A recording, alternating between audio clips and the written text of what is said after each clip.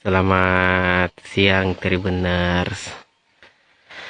Saat ini saya berada di Desa Baku-Baku, Kecamatan Malangke Barat, Kabupaten Luwu, Provinsi Sulawesi Selatan. Pada kesempatan kali ini saya akan memperlihatkan kepada Tribuners bagaimana suasana di Desa Baku-Baku ini. Jadi suasana di Desa Baku-Baku seperti ini. Tempat saya mengambil gambar di sekitaran lapangan sepak bola Desa Baku-Baku. Di kompleks ini ada sekolah dasar, pustu, dan juga kantor desa. Sebagai informasi Tribuners, ini merupakan atau Desa Baku-Baku ini merupakan kampung halaman daripada gadis bernama Sahra Ramadhani. Gadis yang tengah viral di media sosial setelah pada Rabu kemarin dia dipinang oleh pengusaha atau salah satu pengusaha bernama Oki asal Papua Barat, di mana mahar yang diberikan kepada Sahra Ramadhani nilainya cukup fantastis, mencapai 500 juta, dan bahkan kabarnya juga ada sebuah rumah dan satu set berlian.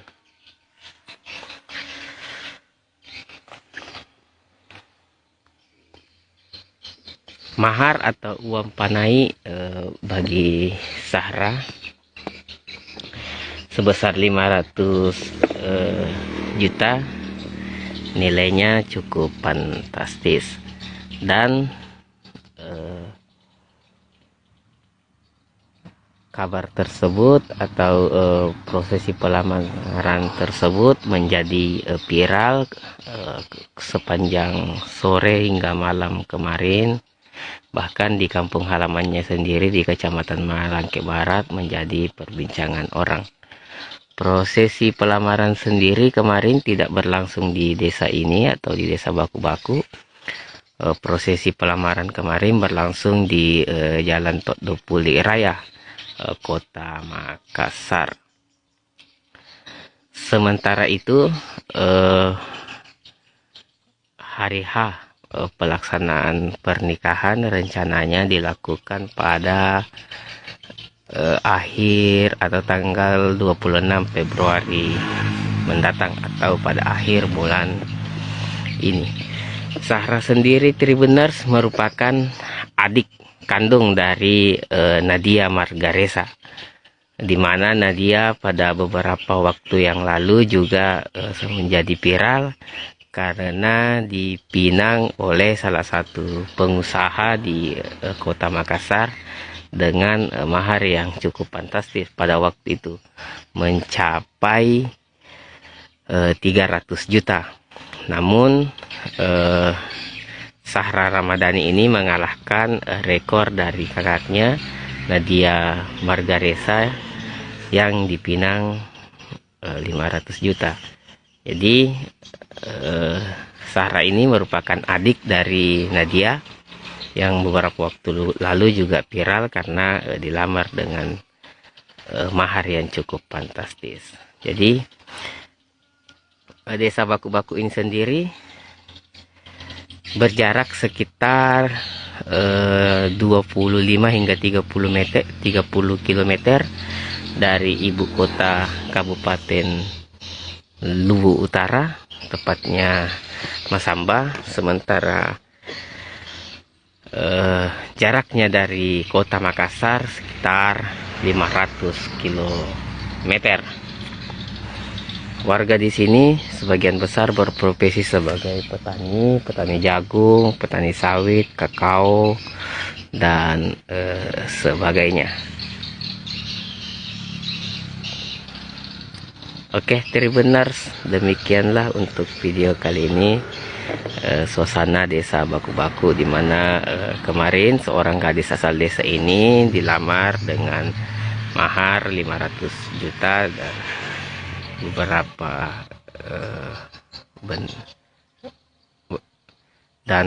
satu unit rumah dan perhiasan.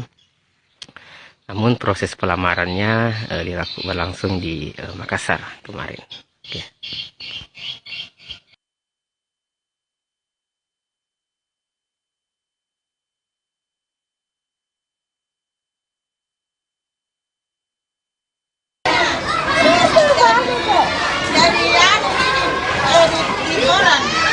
Halo, selamat pagi Bu.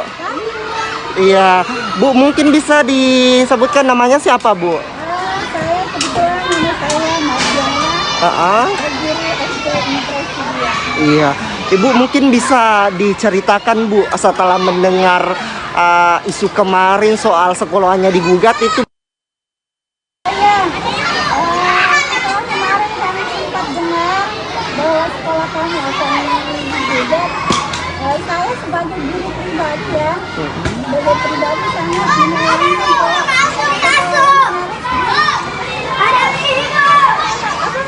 Digugat. digugat. Karena saya stasiun dengan murid-murid saya yang kurang lebih ada 1.000 orang, karena kebetulan di sekolah kami ini kompleks ada 3 sekolah. Dan jumlah siswanya kurang lebih dari 1.000 siswa, belum lagi para pendidiknya. Ada sekitar 3 sekolah itu, dalam satu sekolah itu minimal 20 guru, berarti ada 60 guru yang harus terbengkalai mengajarnya.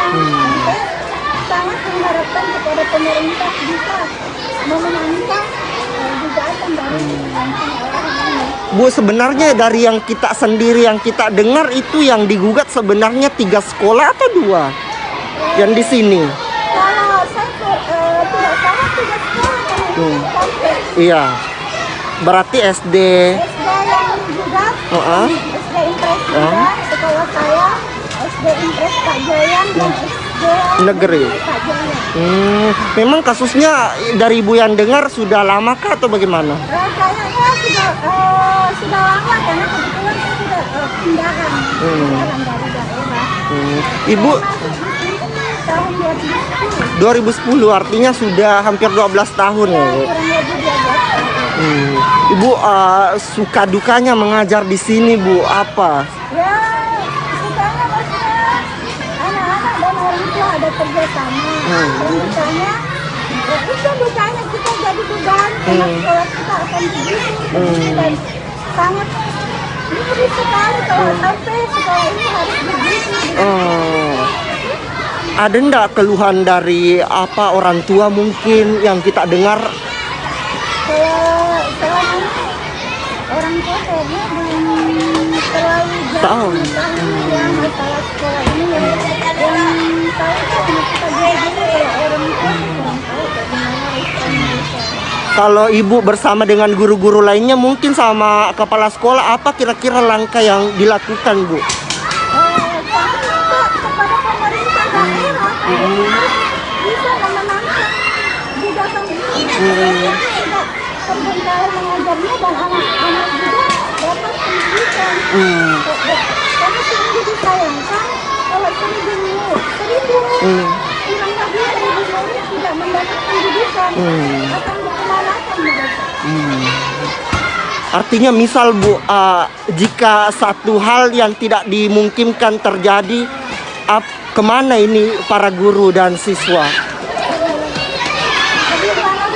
Tidak bisa menjawab harus kemana kita kembali saya menyatakan tentang bahwa akan kemana kan anggota sekolah ini bagaimana betul-betul dimenangkan oleh pemerintah. Tapi Dani Pomanto Bu sebagai wali kota Makassar sudah mengiyakan kalau memang dimenangkan sama si penggugat Bu. Bagaimana kita melihat itu Bu? Nah, sedikit banyaknya lah kami minta kepada pemerintah daerah, pemerintah khususnya Pak Wali Kota, supaya bisa menyempurnakan walaupun kita sudah tahu mereka sudah menang. Tapi barangkali ada solusi yang lebih bagus untuk bisa mempertahankan sekolah kami. Tapi sejauh ini aktivitas belajar mengajar masih berjalan lancar atau bagaimana, Bu? Alhamdulillah, masih walaupun 1 tahun yang lalu itu kami mengajarnya secara daring, tapi alhamdulillah pada saat ini tatap muka proses mengajar kami, proses belajar mengajar kami bagus. Ibu mengajarnya di apa kelas berapa? Saya kebetulan guru bidang studi, jadi saya mengajar dari satu kelas, dari kelas 1 sampai kelas 6. Ya Bu. Bu, mungkin terakhir Bu, harapan terbesarnya Ibu setelah kasus ini mungkin jika hal-hal yang tidak dimungkinkan terjadi. Harapan saya untuk kepada pemerintah, Pemerintah dan diri sendiri mungkin Bu. harapan saya untuk pemerintah sangat besar ya, supaya bisa memenangkan gugatan. Dan saya juga pribadi, sebagai pribadi yang mewakili orang tua, dan kebetulan saya juga adalah orang tua, sangat menyayangkan kalau akhirnya si penggugat yang menang, dan kasihan anak-anak kami harus kemana. Iya Bu. Siap Bu, terima kasih Bu. Halo, selamat pagi Tribuners. Jadi pagi hari ini saya sedang berada di SD Pajayang, SD Impres Pajayang di Jalan Pajayang, Kota Makassar. Dan memang dalam lokasi SD Pajayang ada 2 sekolah, yakni SD Impres Pajayang dan kemudian SD Impres Sudiang. Sebagaimana diketahui bahwa aset Pemkot Kota Makassar ini digugat beberapa waktu lalu, dan kemudian aset Pemkot ini hilang karena gugatan di MA kalah, Pemkot Makassar kalah.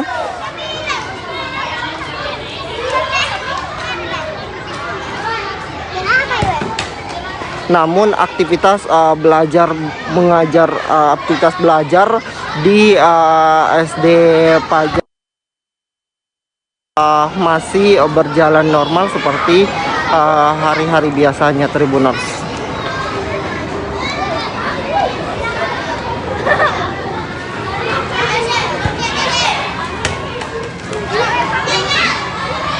Sebagaimana diketahui memang aktivitas belajar mengajar masih ada di dalam sekolah ini setelah keputusan Mahkamah Agung memutuskan bahwa objek sengketa lahan di sekolah ini dimenangkan oleh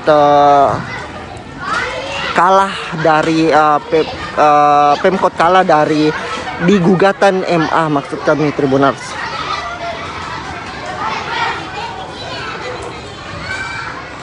Sebelumnya memang diketahui bahwa Muhammad Ramdhani Pomanto mengakui bahwa pemerintah kalah dalam mempertahankan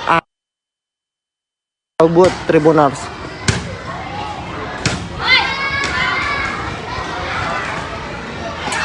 Dhani mencurigai penggugat dibekengi oleh oknum tertentu karena kekalahan sudah berulang kali dialaminya.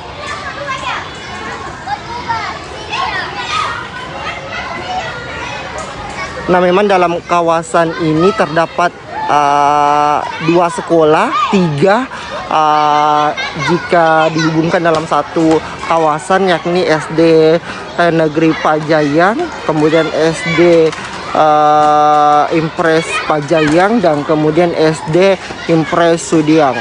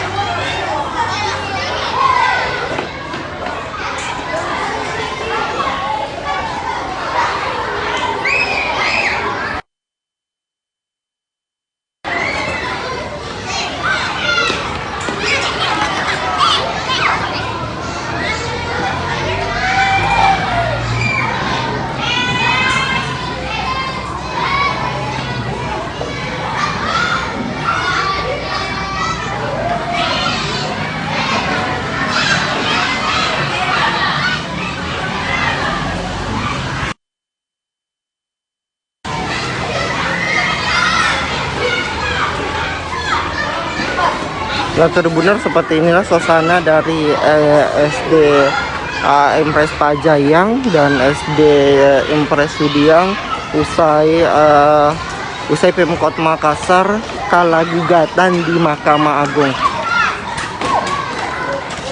Tampak memang sejumlah siswa sedang asik bermain istirahat usai proses pembelajaran di sekolah ini.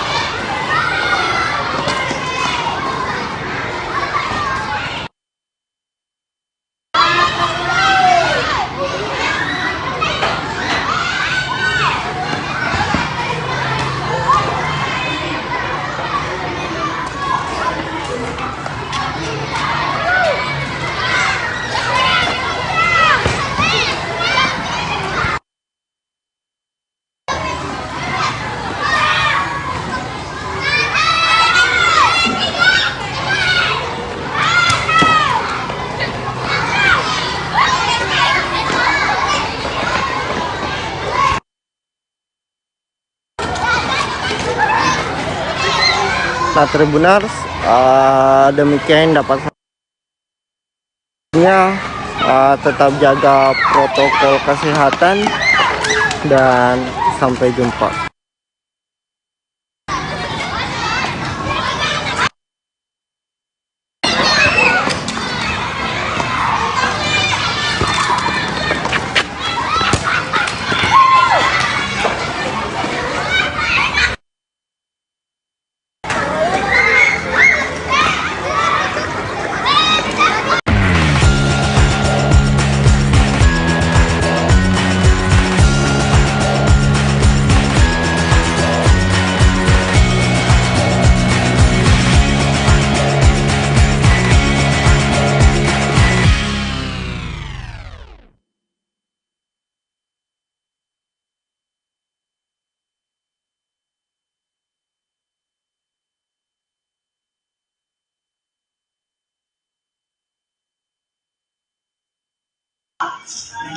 Ya, selamat sore Tribuners. Saat ini saya sedang berada di Misi Pasar Raya, Kabupaten Jeneponto, Sulawesi Selatan. Nah, di mana di Misi Pasar Raya ini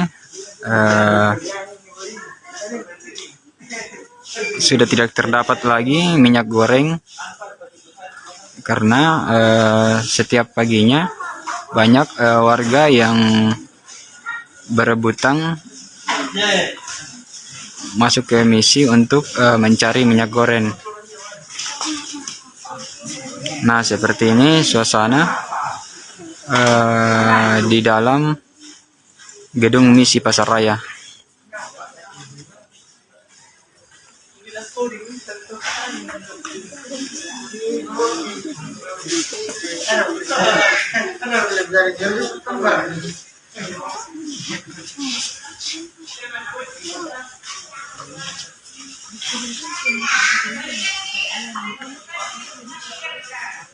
Nah, seperti yang kita ketahui bahwa minyak goreng saat ini cukup langka dan banyak dicari oleh masyarakat setempat. Nah, untuk di pasar misi tersebut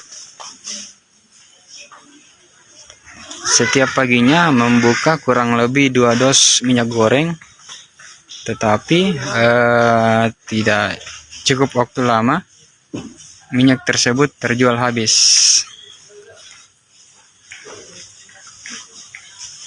Nah, untuk penyimpanan minyak tersebut berada di sini. Nah, adapun minyak yang tersisa yaitu minyak yang terbuat dari jagung. Nah, seperti ini.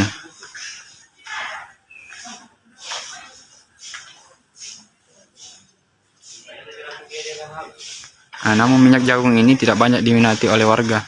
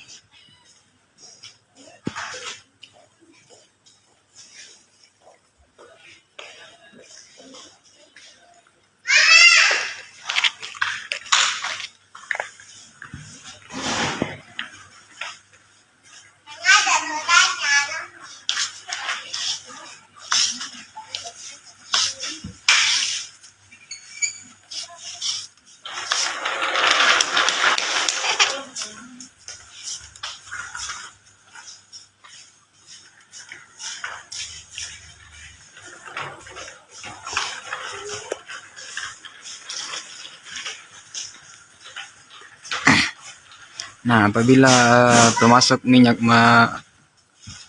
minyaknya ke misi pasar raya, pihak PC Pasar Raya menjual minyak mulai dari jam 10 pagi hingga minyaknya habis. Untuk warga sendiri tidak diperbolehkan membeli minyak lebih dari 1 bingkisan. Nah, untuk harga minyak sendiri sesuai harga yang ditentukan oleh pemerintah pusat senilai Rp14.000.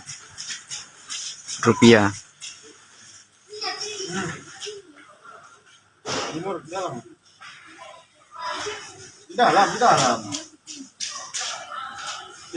Tidak, Pak, dia hanya coba berhenti ya. Belakangnya aja itu bilang bang. Iya dia.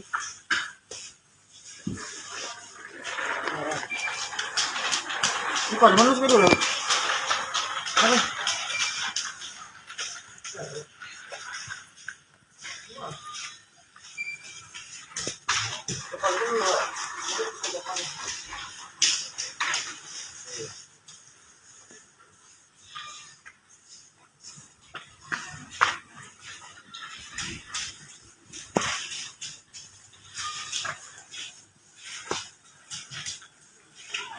Nah, yang tersisa saat ini adalah minyak jagung yang tidak banyak diminati oleh masyarakat Jeneponto.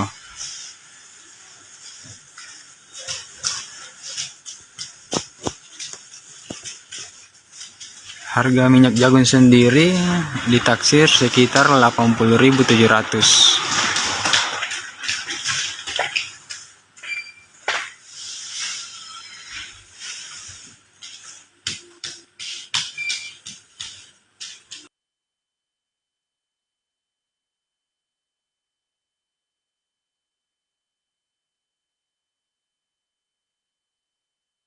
Adalah salah satu perusahaan yang resmi untuk survei mengenai tentang kesehatan kerja resmi.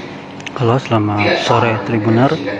Saat ini sedang berlangsung penerimaan aspirasi di kantor DPRD Kabupaten Wajo, di mana Serikat Buruh Tapi saya sebelumnya itu membawa sebuah aspirasi ke DPRD kalau yang sebut terkait segala itu ya itu bukan tetap itu kan resmi. tidak adanya dokter ahli di perusahaan Itu satu. PT Energi Sengkang. Yang kedua kalau mengenai dengan dokter Kedua, yang terkait dikatakan tadi, jaminan keselamatan para pekerja. PPA yang Kedua, ketiga, diperpanjang, adanya intimidasi terhadap serikat buruh di PT yang Energi ketiga saya Sengkang. mau sampaikan dokter kemarin yang mereka interview itu bagaimana caranya dia melakukan tadi mau dikontrak dengan pihak ketiga gini Pak. Ini kita sudah dapat semua. Kalau perusahaan langsung kontrak sesuai dengan gaya yang diinginkan oleh pekerja, ya pasti mereka mau. Bagaimana caranya mereka mau dokter ini kalau dokter itu mau dikontrak dengan pihak tidak boleh bikin tahu. Tidak boleh dengan perusahaan. Padahal kesepakatan ini harus dengan perusahaan langsung.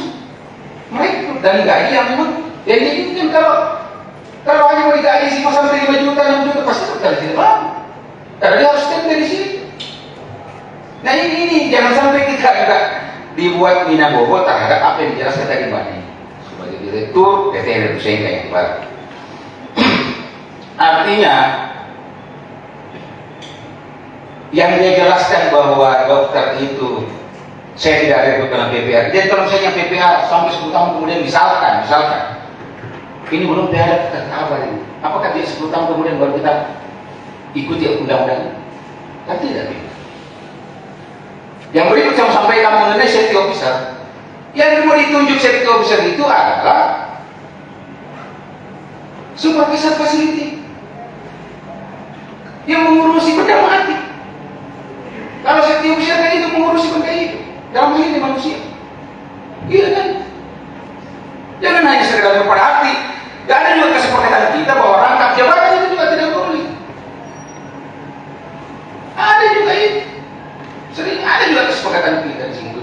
Jadi bukan bahwa sepakat misalnya bukan. Ini kan indikasinya kan Mbak ini mengatakan bersama-sama indikasi yang mau kita sudah investigasi semua, bukan hanya kita mengenai. kenapa saya laporkan itu? Kalau saya ada setiap saya di sini, kenapa dia laporkan? Tapi tadi kan dia bilang dia laporan dari bawah. Berarti dulu tidak ada setiap bisa pada saat itu. Kan terbantahkan sendiri oleh dia. Dia laporan satu orang ini karena tidak ada setiap bisa.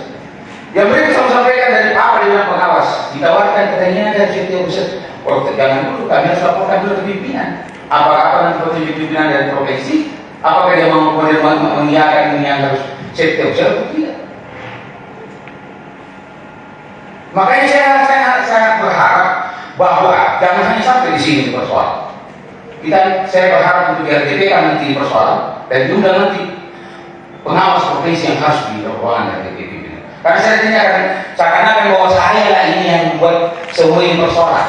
DPC lah yang membuat ini persoalan, berarti ada kejadian begitu. Di pasal 28 tentang Undang-Undang Dasar itu, ini melakukan intimidasi dalam bentuk apapun.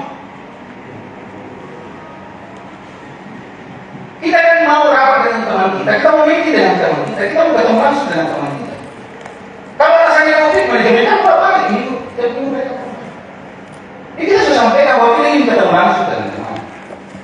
Jangan juga kita ingin mengerdoa saya kurang, bukan yang itu tidak tahu.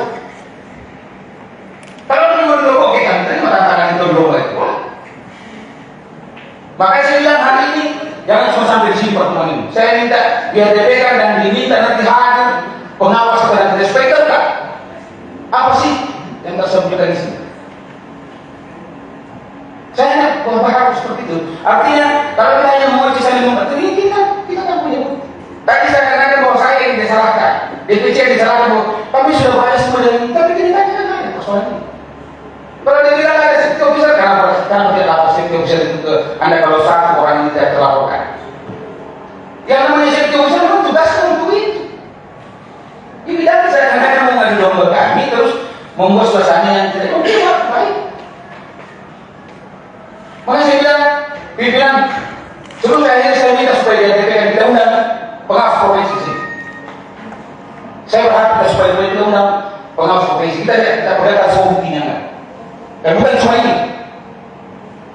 Saya kira pimpinan itu yang saya sampaikan, mohon maaf, jangan membuat kami sebenarnya ini berdiskusi dengan baik. Tapi kalau membuat seakan-akan kami yang membuat itu aja, saya terima tantangan. Terima kasih pimpinan.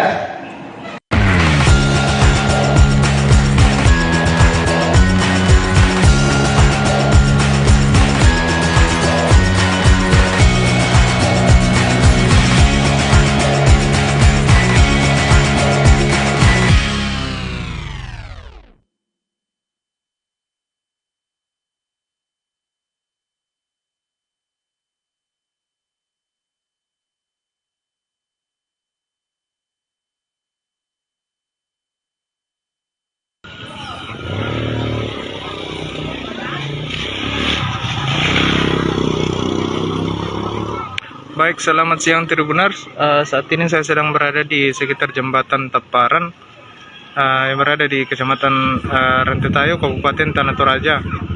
Jadi saat ini akan melaporkan terkait adanya seorang pria yang tenggelam di Sungai Sadan dan belum ditemukan. Tadi warga sudah berusaha melakukan proses pencarian, namun saat ini warga beristirahat sebelum kembali dan melanjutkan pencarian. Jadi beberapa warga masih berada di lokasi, berharap pria tersebut segera ditemukan.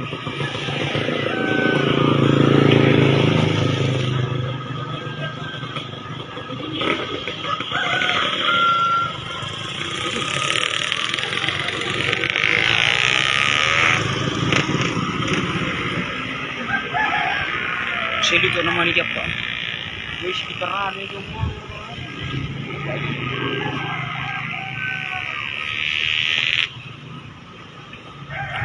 Jadi tadi Tribuners, warga setempat telah melakukan proses pencarian, namun untuk sementara pencarian dihentikan karena warga beristirahat. Jadi tadi warga sudah menyusur sungai khususnya di titik korban dilaporkan hilang.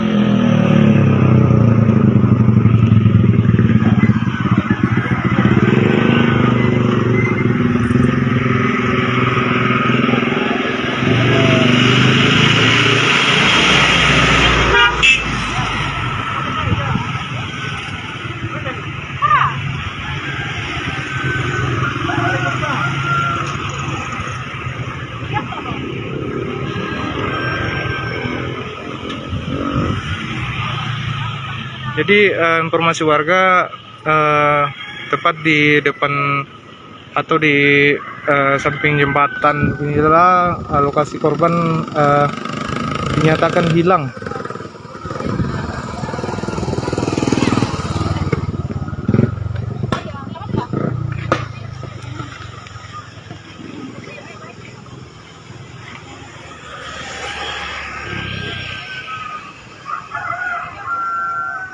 Baik, jadi lokasi kejadiannya ini berada di Teparan, Kecamatan Rantetayo, Kabupaten Tanah Toraja, tepatnya di sekitar jembatan Teparan, wilayah barat Tanah Toraja.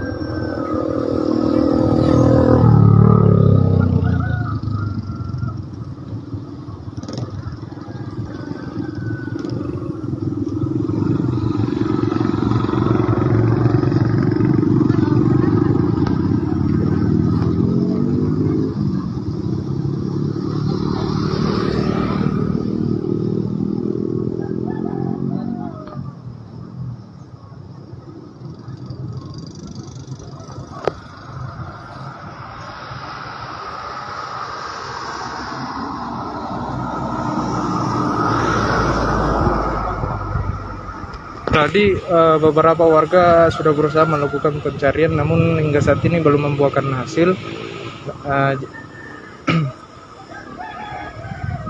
Dan saat ini warga untuk sementara menghentikan pencarian. Warga untuk sementara beristirahat dan nantinya akan lanjut melakukan pencarian dengan menyusur sungai sekitar jembatan Teparan ini.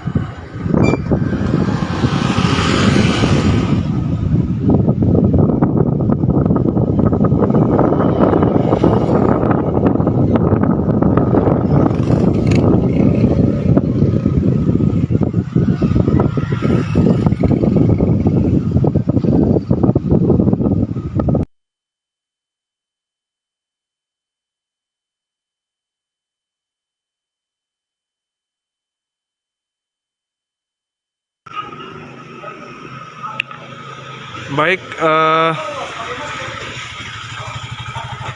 selamat pagi menjelang siang Tribuners dimanapun Anda berada.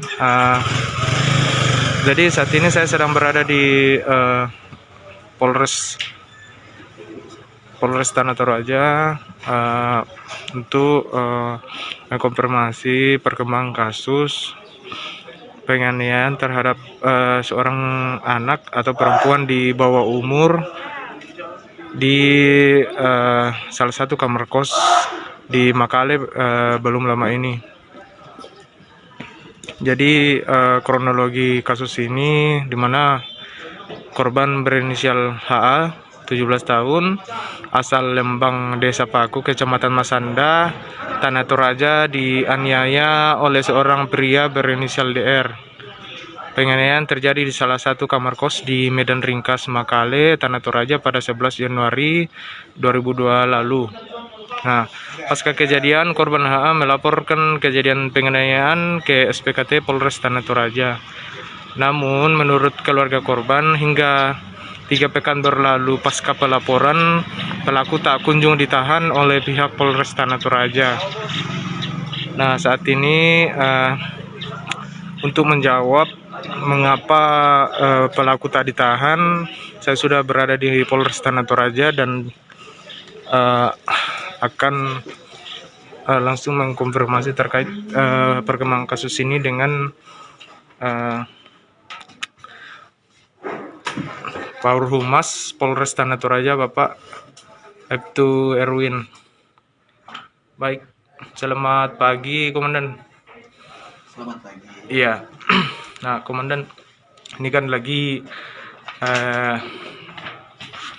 terkait kasus penganiayaan terhadap seorang perempuan di bawah umur. Nah, informasi yang kami peroleh bahwa pelaku dalam kasus ini hingga saat ini ditahan. Nah, apakah itu benar, Komandan? Dan jika benar, kenapa tak ditahan? Terima kasih. Sebelumnya kami jelaskan, kami sampaikan bahwa pada tanggal 11 Januari 2022 kemarin terjadi penganiayaan terhadap korban berinisial HAR umur 17 tahun, mahasiswi. Kemudian pelakunya itu berinisial DR umur 19 tahun. Kemudian korban melapor ke kami Polres Tanah Toraja, kemudian ditangani oleh unit PPA karena itu masih di bawah umur. Pertanyaan terkait kenapa tidak dilakukan penahanan, ya, alasan objektif dari pertanyaan dari alasan objektif hukumnya terhadap pelaku inisial DR itu ancaman hukumannya 3 tahun 6 bulan. Sementara alasan objektif hukum, orang bisa ditahan jika ancamannya di atas 5 tahun. Namun pun demikian, kasus ini tetap ditangani. Penanganannya terbilang cukup cepat karena di pelaporannya tanggal 11 kemarin, Januari kemarin, hari ini tanggal 3 Februari itu sudah dilakukan pelimpahan berkas dan perkara ke pengadilan ke Kejaksaan Negeri Makale. Itu tahap 1 ya. Kemudian mekanismenya setelah dinyatakan status dinyatakan P21, maka akan dilanjutkan dengan pelimpahan tersangka bersama barang bukti tahap 2. Kasus ini tetap kita tangani secara profesional, lanjut sesuai dengan pelaporan. Sebelumnya sudah dilakukan upaya diversi, namun tidak berjalan sukses sehingga kasus ini berlanjut. Jadi tahap satunya kapan? Tahap satunya tadi hari ini tadi saya konfirmasi ke penyidik itu tadi jam 11.00 mereka sementara berada di Kejaksaan Negeri Makale sementara pelimpahan tahap 1. Ini kan informasi yang kami peroleh juga bahwa korban ini trauma pasca kejadian ini. Ini dari PPA bagaimana Ada terhadap korban? pendampingan. Ya, setiap kasus di PPA yang ditangani di PPA itu ada pendampingan dari dinas sosial dan pendampingan dari TP2PA ya. Memang khusus perlindungan anak. Dari unit BPA itu bekerjasama dengan pendamping untuk semacam trauma healing seperti itu. Iya, jadi kan pada kronologi kasus ini terjadi di salah satu kamar kos di Makale. Antara korban dan pelaku ini hubungannya apa?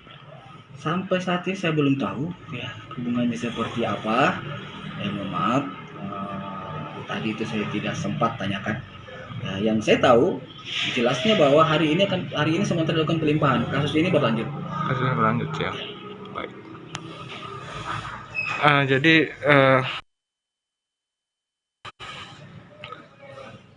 Tribuners, itulah tadi penjelasan dari Pak Humas Polres Tanah Toraja, Pak Ibtu Erwin, terkait perkembangan kasus penganiayaan terhadap perempuan di bawah umur di Tanah Toraja yang terjadi pada 11 Januari lalu, di mana kasus ini penanganannya tetap berlanjut dan hari ini sudah tahap pelimpahan tahap 1 ke kejaksaan atau kejaksaannya. Iya, Kejaksaan Negeri Makale. Kejaksaan Negeri. Dikenakan pasal 80 ayat 1 Iya. Undang-Undang Nomor 17 Tahun 2016 tentang perlindungan anak, ancaman hukuman 3 tahun 6 bulan. Ya, jadi demikianlah video kita Tribuners. Tetap saksikan dan ikuti live Facebook Tribun Timur.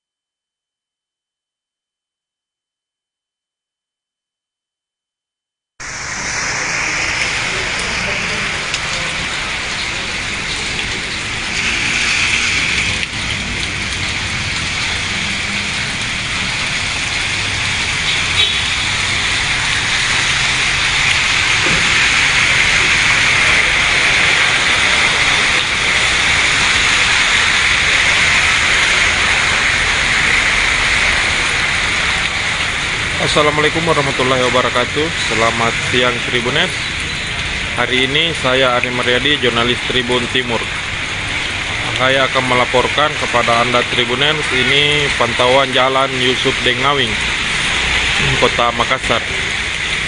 Atau ini pas setelah hujan dari pagi, akhirnya jalan ini tergenang. Ini pantauannya Tribuners, sejumlah motor ataupun mobil tetap mencoba melintas. Ini dia pantauannya Tribuners.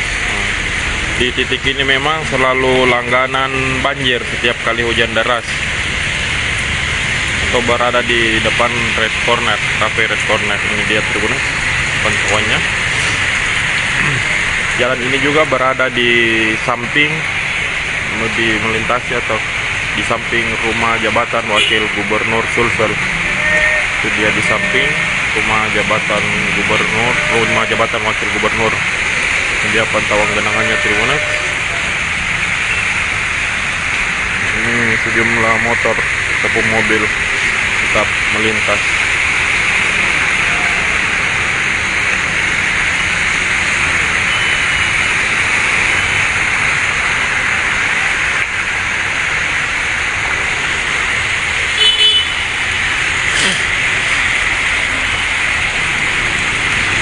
Setinggi tumit. Itu dia mobil mencoba menembus. Nah, tetap membalap Tribuners. Ini mobil merah. Itu juga sejumlah anak sekolah tadi melintas berjalan kaki. Sepatunya sudah dibuka. Nah, ini lagi mobil melintas Tribuners, warna hitam melintas.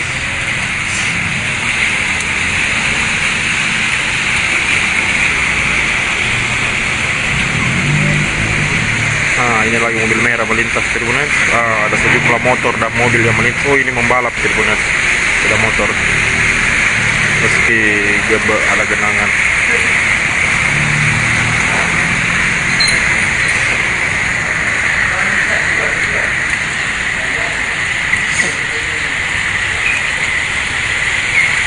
Nah, ini mobil juga melintas Tribuners.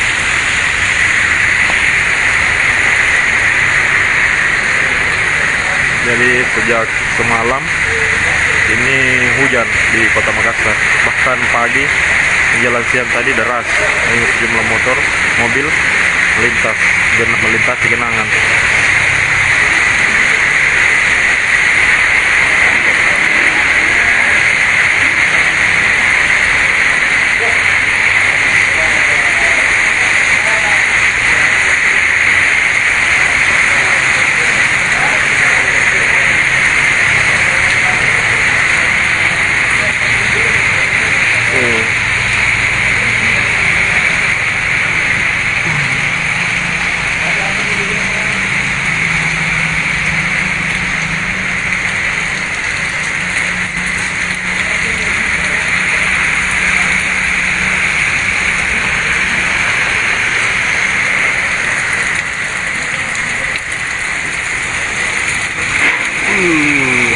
Nembus Tribuners.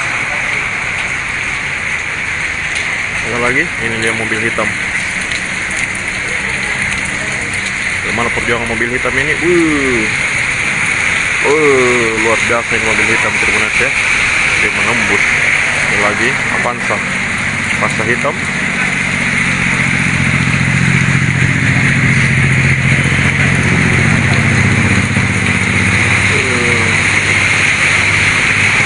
Innova menembus juga.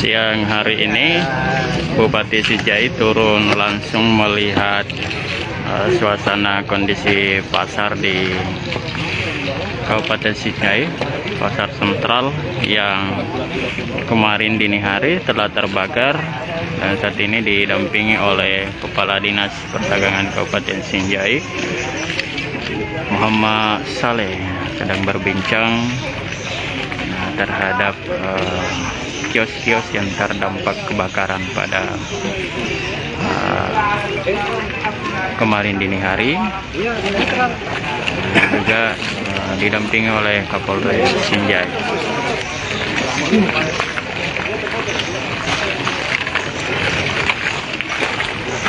Sini baju semua, baju ujungnya kang.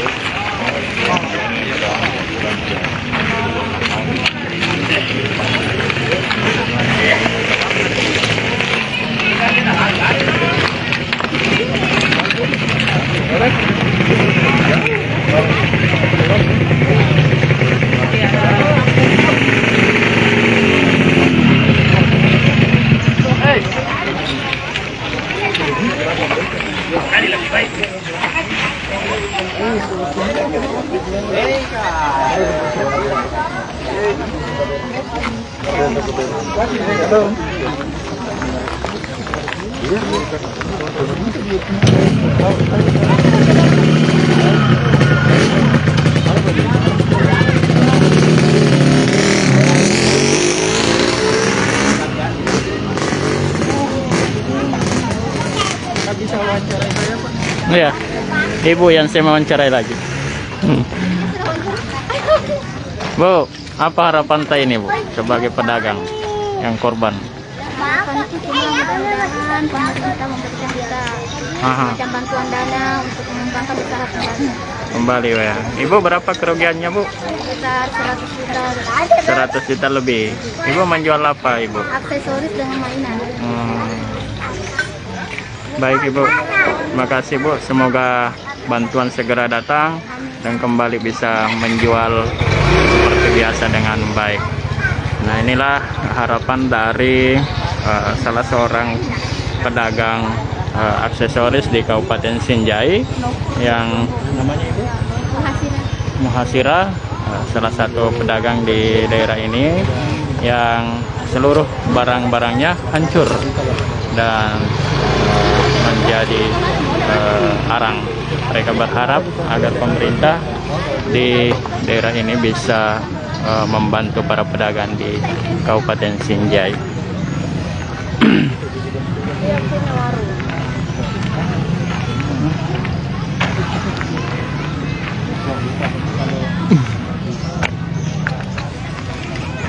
Birunya juga bagus, Mas Agus, punyanya Mas Agung, iya. Saya wawancara sebentar, Mas.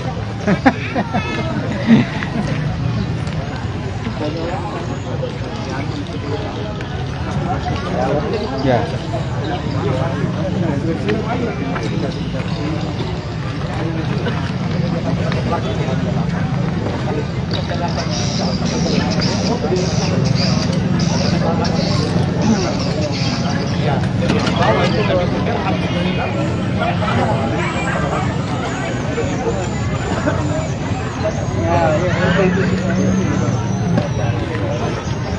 Ada di situ. Di sini juga sudah naik, di sini bakar, di sini darurat. Yang pertamanya ternyata yang masih ada sudah bakar, kita datang, api sudah di sini. Saya lihat sambungannya tidak ada api, tidak ada sambungannya. Ini barangkali yang masih di sini tidak ada. Ternyata api juga di sini, sudah kencang di sini.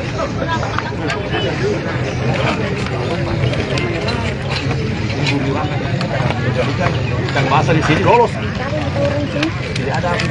Dari sini, berarti sini, ini hantam di sini. Temu di sini, di jalan di sini. Yang di sini pintas sekali apinya. Sampai apinya itu pemadam. Dan terlama karena angin hujan.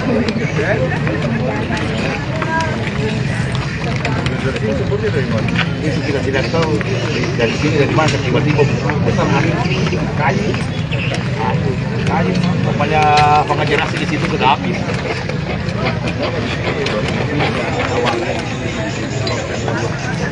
Belum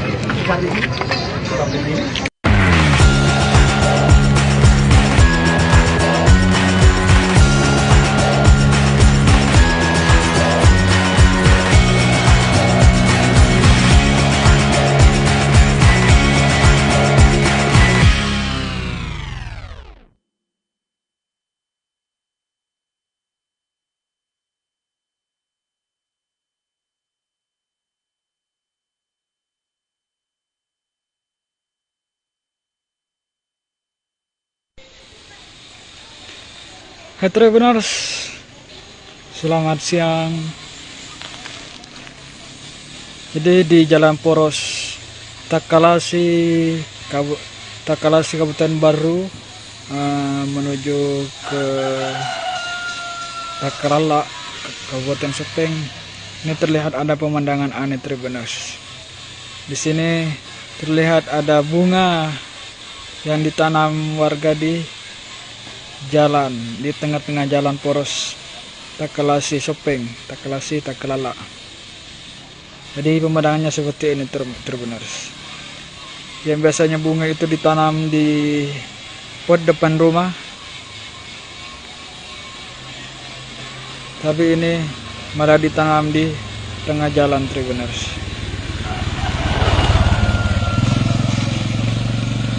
Jadi bunga ini di taman di sini, tanam di sini. Ini saya tidak tahu bunga apa ini terus.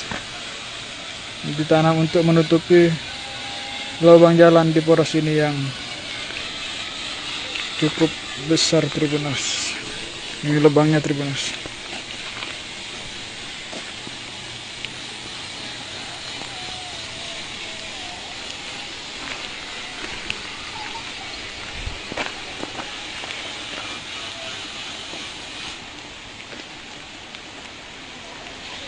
Itu ditanam untuk menutupi lubang jalan yaitu Tribuners, karena kondisinya berlubang. Kebetulan di jalan ini terlihat ada saluran air.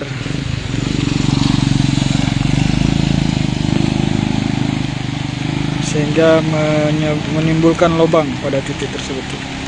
Karena jalannya sudah rusak.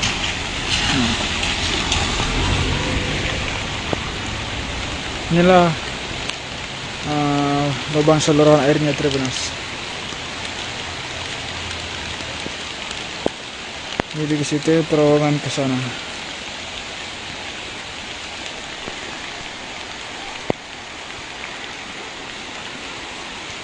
Ya, kondisi cuaca hari ini di Kabupaten Baru Tribuners, hujan semenjak tadi pagi, gerimis-gerimis, dan suasana langit pun terlihat mendung Tribuners.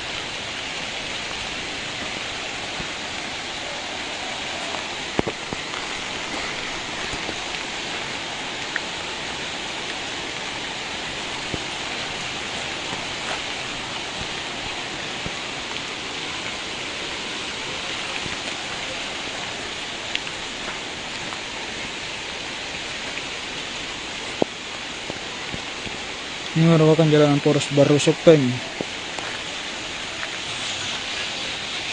Dan seharusnya untuk pembenahan kerusakan pada jalur ini adalah tanggung jawab dari Pemprov Sulsel.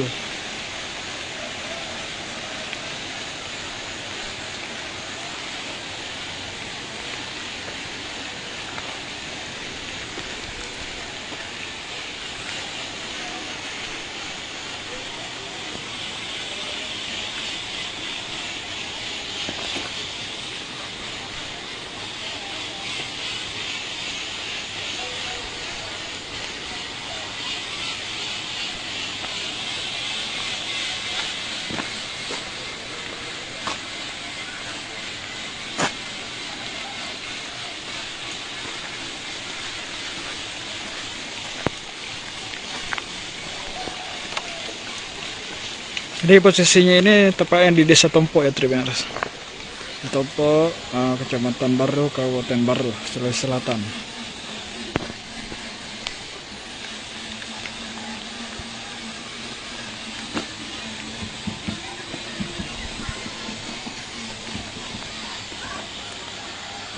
Untuk jalur yang dari arah depan ini Tribuners merupakan jalur dari Kabupaten Sopeng menuju Takalasi, Kabupaten Baru. Sementara jalur yang dari sini merupakan jalur dari Takalasi, Kabupaten Baru menuju Takalala, Kabupaten Sopeng. Jadi inilah kondisinya Tribuners.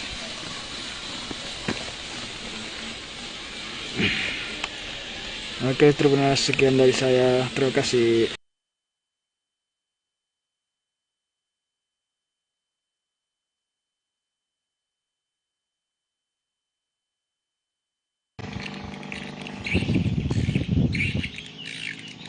Halo, selamat siang Tribuners. Kali ini saya berada di perbatasan antara Desa Mario, Kecamatan Baibunta, dengan Desa Tandung, Kecamatan Malangke, Kabupaten Luwu Utara, Provinsi Sulawesi Selatan. Pada kesempatan ini saya akan memperlihatkan kepada Tribuners sebuah gerbang yang ada di perbatasan antara Kecamatan Bebunta dengan Kecamatan Malangke. Gerbang ini diberi nama Gerbang Timang,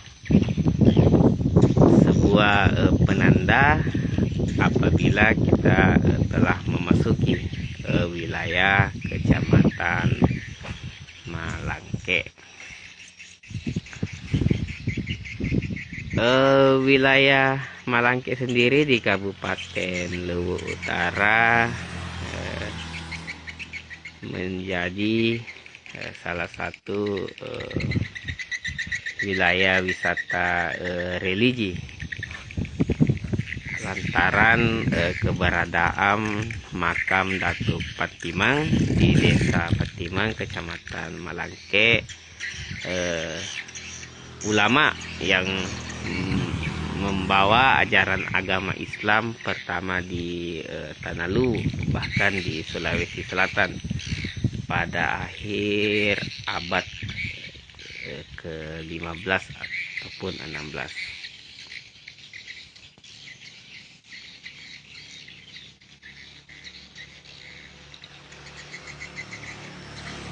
Gerbang ini dibangun beberapa tahun yang lalu. Di gerbang ada menara atau menyerupai menara, kemudian ada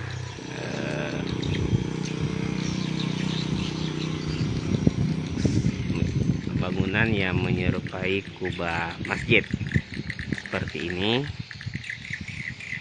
menara dan di atasnya ada kubah masjid, baik di sisi kiri maupun di sisi kanannya.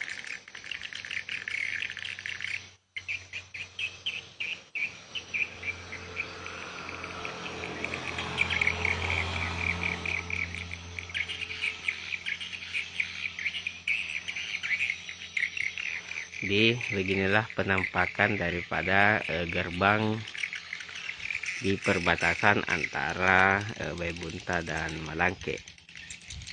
Gerbang penanda jika masuk wilayah Malangke. Malangke ini sendiri merupakan salah satu kampung tertua yang ada di kabupaten atau wilayah Tanah Luwu dan Kabupaten Luwu Utara, di mana daerah ini pernah dijadikan pusat kerajaan Luwu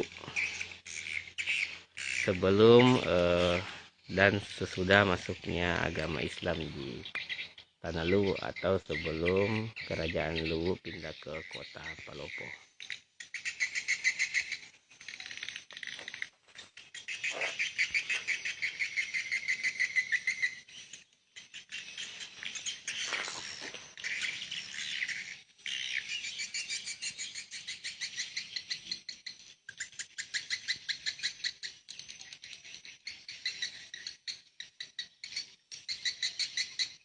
Oke, Tribuners, demikianlah video bagaimana penampakan gerbang Datuk Patimang yang ada di Kabupaten Luwu Utara.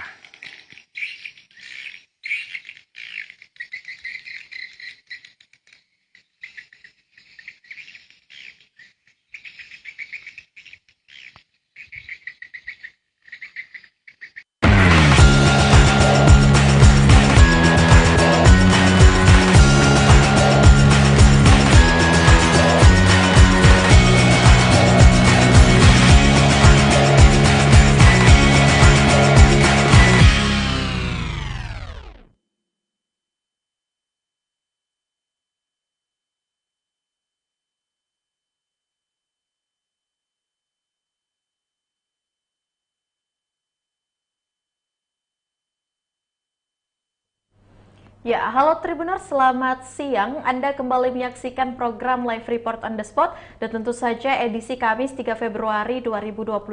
Siang ini kami akan menyajikan informasi menarik, berita faktual yang akan dilaporkan secara langsung oleh reporter Tribun Timur dari berbagai daerah. Bersama saya Kinan Aulia, inilah Live Report on the Spot selengkapnya.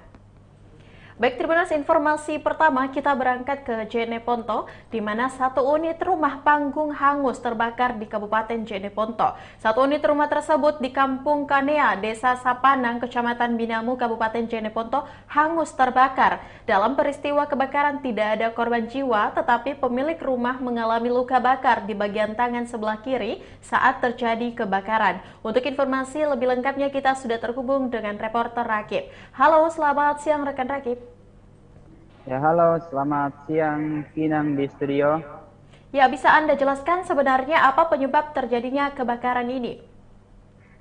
Ya, terima kasih. Saya akan sampaikan informasi bahwa telah terjadi kebakaran satu unit rumah di Dusun Kaknea, Desa Sapanan, Kecamatan Binamu, Kabupaten Jeneponto, Sulawesi Selatan pada hari Selasa lalu tanggal 1 Februari. Nah, adapun dugaan penyebab kebakaran di mana bahwa pada saat itu dugaan kebakaran telah terjadi korsleting listrik di atas rumah sehingga menyebabkan percikan api dan menyambar peralatan rumah atau peralatan rumah yang mudah terbakar. Nah, sehingga pada saat itu juga tidak ada orang di atas rumah sehingga api membesar dan tidak ada orang yang melihatnya. Seperti itu, Kinan. Ya, baik. Berapa unit mobil pemadam kebakaran diturunkan ke lokasi untuk memadamkan api? Nah, untuk mobil kebakaran yang diturunkan ke lokasi ada sekitar 4 unit dan pada saat mobil tiba di lokasi, rumah tersebut sudah hampir rubuh dilalap api sehingga tidak ada barang yang bisa diselamatkan. Nah, beruntung dalam peristiwa kebakaran ini juga tidak ada korban jiwa, melainkan hanya korban luka yang dikena oleh pemilik rumah atas nama Cipa. Nah, pemilik rumah pada saat itu dia sedang berada di kolam rumah beristirahat. Nah, dia sementara tidur. Pada saat dia istirahat di kolam rumahnya, dia mendengar suara ledakan di atas rumah. Terus dia sempat lari dan melihat langsung api tersebut di atas rumah. Nah, saat itu juga dia ingin menyelamatkan barang-barangnya yang ada di atas rumah, tetapi api yang cepat membesar sehingga dia tidak bisa menyelamatkan barang dan dia sempat terkena luka bakar di tangan sebelah kirinya. Seperti itu, Kinan. Ya, selanjutnya berapa kerugian korban kebakaran di Kanea, rekan Rakib? Nah, untuk kerugian korban sendiri, di mana pada saat kebakaran ini bukan hanya rumah saja yang terbakar, tetapi ada juga barang-barang yang lain seperti 2 unit motor dan 1 alat berat pertanian yang dimiliki oleh pemilik rumah atas nama Cipa. Nah, untuk kerugian korban sendiri ditaksir sekitar 500 juta rupiah karena pada saat terjadi kebakaran, korban ini baru saja panen ya hasil tanamannya di kebun, yaitu sayur-sayuran dan bawang merah. Nah, hasil panennya itu ditaruh di kolom rumah. Terus pada saat terjadi kebakaran, hasil panennya itu juga ikut terbakar. Seperti itu, Kinan. Ya, baik rekan Rakib, terima kasih untuk informasi Anda yang telah Anda sampaikan. Selanjutnya, Tribuners, kita akan menyaksikan hasil wawancara langsung yang telah dihimpun oleh wartawan Tribun Timur bersama dengan pemilik rumah Cipa dan dilanjutkan oleh Kapolsek Binamu Ibtu Baharudin. Berikut liputannya untuk Anda. Dalam keadaan kena di kepala apa?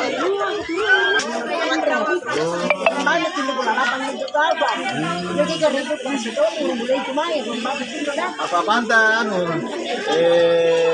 Nak sore gerang merenta. Lantai atau apa? Konto. Apa poin? Denda. 10 juta. Denda.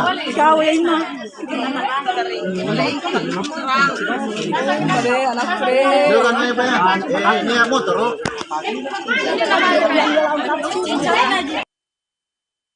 Terkait kronologi peristiwa kebakaran yang terjadi di Kampung Kania.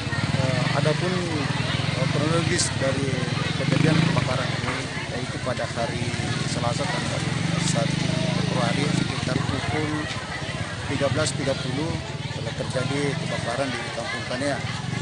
Adapun penyebab atau diduga daripada kebakaran tersebut yaitu akibat dari seleting listrik.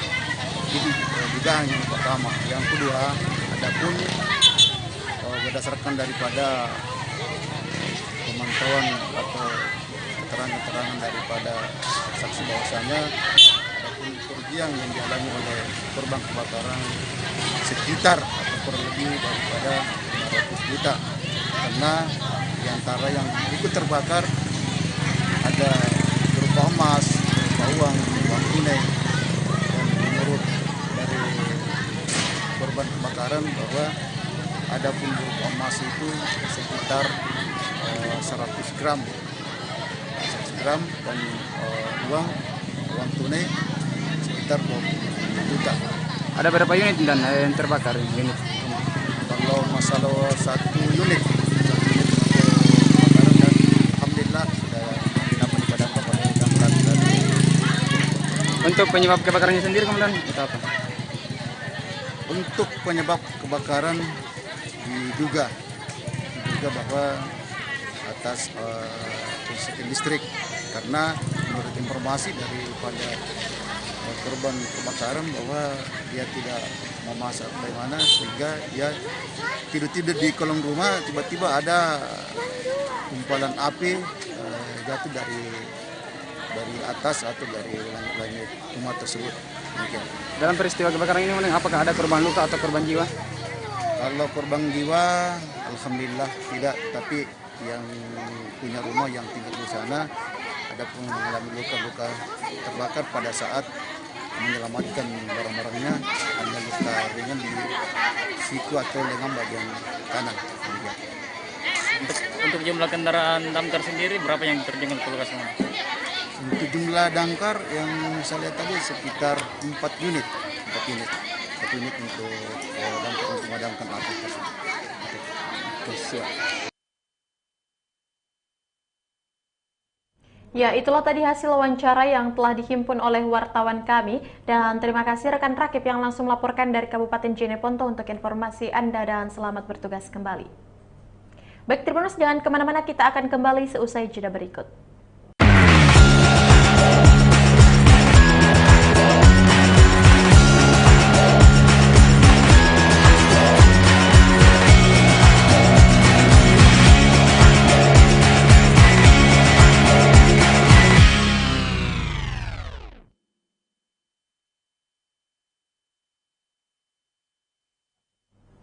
Ya, baik Tribuners, terima kasih Anda masih setia menyaksikan program Live Report on the Spot dan tentu saja kembali lagi bersama saya Kinan Aulia. Informasi berikutnya datang dari Kabupaten Luwu, di mana beralih ke sawah petani di Luwu tinggalkan kakao. Petani kakao di Kabupaten Luwu mulai beralih ke tanaman lain. Mereka berbondong-bondong melakukan alih fungsi lahan dari tanaman kakao menjadi sawah. Hal ini dibenarkan Bupati Luwu Basmin Matayang. Untuk informasi lebih lengkapnya kita sudah terhubung bersama dengan rekan Kalik yang berada di Luwu.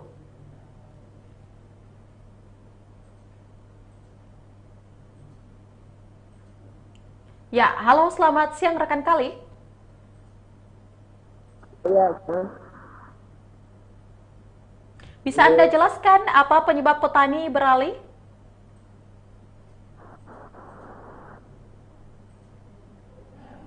jadi sekarang ini sebagian besar petani kakao di Kabupaten Luwu telah beralih atau mengalihfungsikan lahan mereka dari tanaman kakao menjadi lahan persawahan.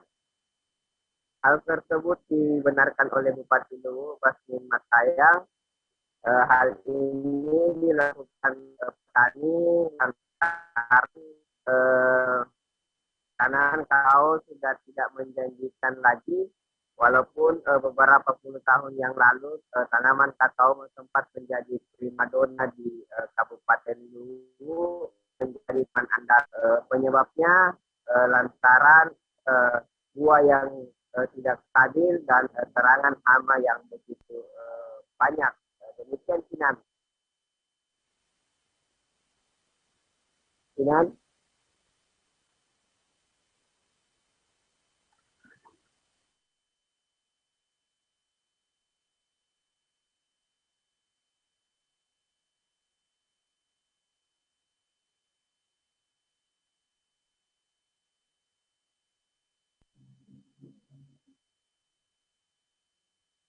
Baik, rekan Kali, apa tanggapan Bupati soal ini dan bagaimana kendala yang dirasakan oleh petani di sawah khususnya?